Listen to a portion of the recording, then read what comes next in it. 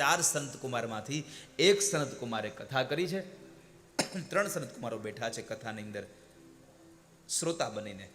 દેવર્ષિ નારદ એક અલગ સ્થાન ઉપર બેઠા છે.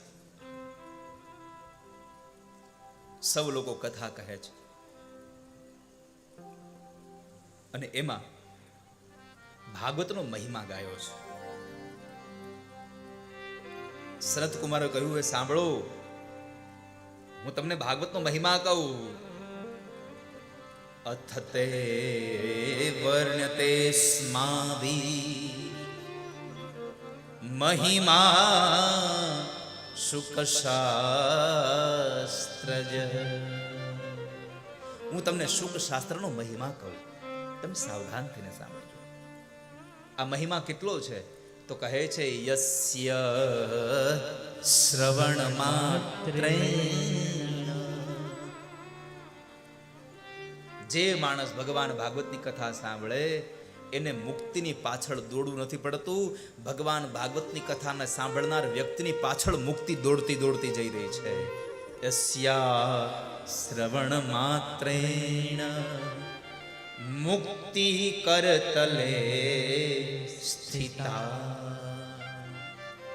એના હાથની અંદર આવીને મુક્તિ ઉભી રહી જાય છે અને મુક્તિ એની પાછળ દોડે છે. એટલા માટે તો સદા સેવ્યા સદા સેવ્યા. સદૈવને માટે સેવા જેવો કોઈ ગ્રંથ હોય તો ભાગવત ગ્રંથ છે. વાલા,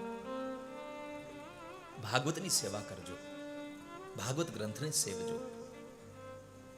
યસ્યા શ્રવણ માત્રેણ હરિશ્ચિતમ સમાશ્રયે. હરિશ્ચિતમ સમાશ્રયે. કારણ ભાગવત એક એવો ગ્રંથ છે કે મર્યા પછી માણસને મુક્તિ આપે. એટલું જ નહીં, જીવતા માણસ નહીં, ભાગવત મુક્તિ આપે. એકમ ભાગવતમ શાસ્ત્રે મુક્તિદાનેન ગર્જતે. એકમ ભાગવતમ શાસ્ત્રમ. એક માત્ર ભાગવત શાસ્ત્ર એવું છે, ગર્જના કરે છે કે હે જીવાત્મા, તું મારા શરણે આવી જા, હું તને મુક્તિ આપીશ, હું તને મુક્તિ આપીશ, હું તને મુક્તિ આપીશ. અરે ખાલી મુક્તિ નહીં, ભગવાન ભાગવતજી એમ કહે છે કે જે માણસ જેવી ઈચ્છા લઈને મારે ત્યાં આવે એવી ઈચ્છા સંપન્ન કરું. ભુક્તિં ચ મુક્તિં ચ દદાસી નિત્યમ ભાવાનુસારેણ સદા નરાણાં. ભુક્તિં ચ મુક્તિં ચ દદાસી નિત્યમ.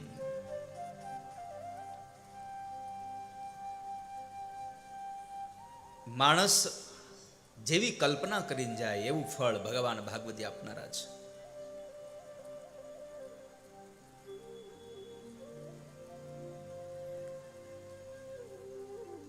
જેને ભગવાનની કથા ન સાંભળી હોય વાલા,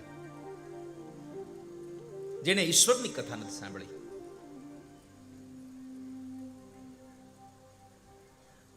એ આ જગતમાં પશુ જેવો છે.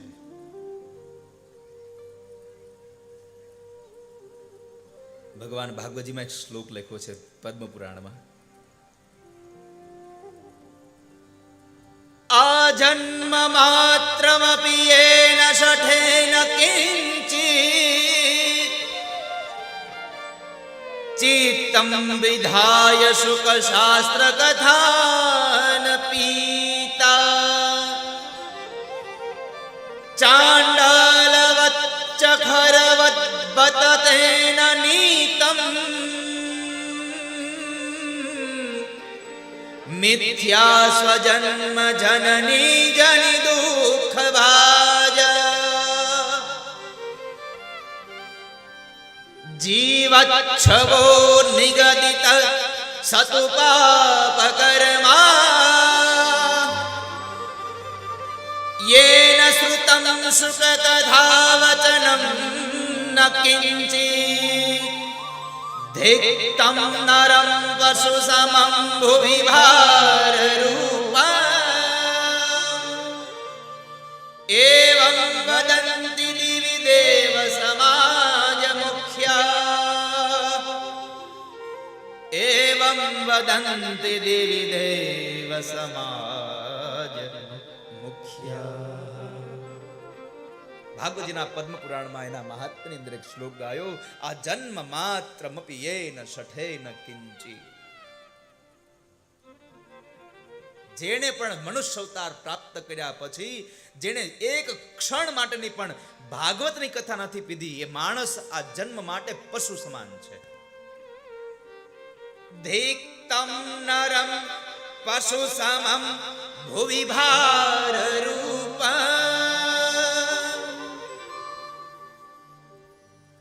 જે માણસ કથા સાંભળવા માટે નથી જતો, એ માણસ આ ધરતીમાં પશુ જેમ ભાર વેઠવા માટે આવ્યું હોય એમ આ જગતમાં આવે છે. બીજું કાંઈ કામ નથી એનો દુનિયામાં.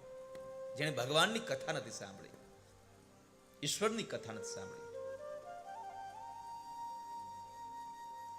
જેણે ભગવાનની કથા ન પીધી હોય કેવો છે? ચાંડાલવત ચખરવત બતતે નનીતમ. ચાંડાલ જેવો છે જેણે કથા ન સાંભળી હોય. ખર એટલે ગધેડો. ગધેડો જેમ ભાર વહન કરવા માટે આવે, એનો માલિક એની માથે જેટલો વજન મૂકે લઈને જવાનું અને વહી આવવાનું, એમ જેણે પણ આ સમાજમાં આ જગતમાં મનુષ્ય અવતાર પ્રાપ્ત કરી અને ભગવાનની કથા નથી સાંભળી, એ ગધેડા જેવો છે. આવું અહીંયા ભગવાન બોલ્યા છે. અને જેણે કથા નથી સાંભળી એના માટે ભગવાને એક બહુ સુંદર ઉપમા આપી.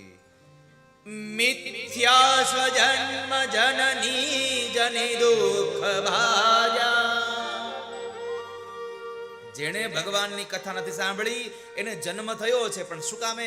તો કહે છે એની માને માત્ર પ્રસૂતિની વેદના દેવા જન્મ થયો છે, બીજું કાંઈ કામ નથી. જેણે ભગવાનની કથા ન સાંભળી હોય, ઈશ્વરની કથા ન સાંભળે, એ માણસ ગધેડા જેવો છે, ચાંડાલ જેવો છે, પશુ સમાન છે. जिन हरि कथा सुनहि नहीं काना, श्रवण रंध्र अहि भवन समाना. ભગવાનની કથાને સાંભળે જાય.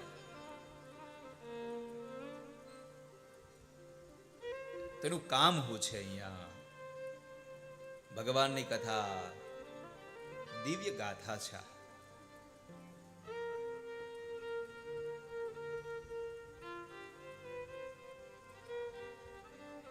ગંગાના ઘાટ ઉપર ભગવાનની કથા પ્રારંભ થઈ અને એક પછી એક પ્રસંગો જ્યાં ગવાતા ગયા, એ પ્રસંગોને